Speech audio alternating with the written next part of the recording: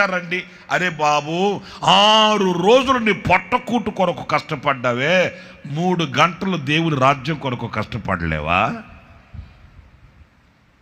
మీరు ఆలోచించండి.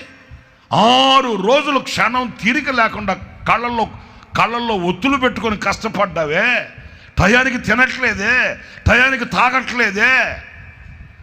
ఏమంటే కంప్యూటర్ దగ్గర కూర్చున్నవాడు కళ్ళు అప్పగించి గుడ్ల గూబులాగా చూసి చూసి చూసి సోడా బుడ్డి అద్దాలు వేసేసుకున్నావే.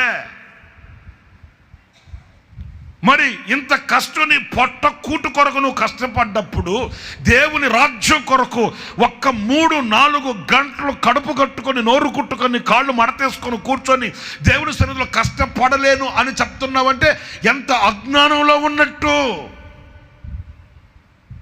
నేను అదే చెప్పాను, నేను మందిరంలో కానీ నాతో ఉన్న సేవకులకి కానీ అది చెప్తాను. 2 గంటలు 3 గంటలు దేవుని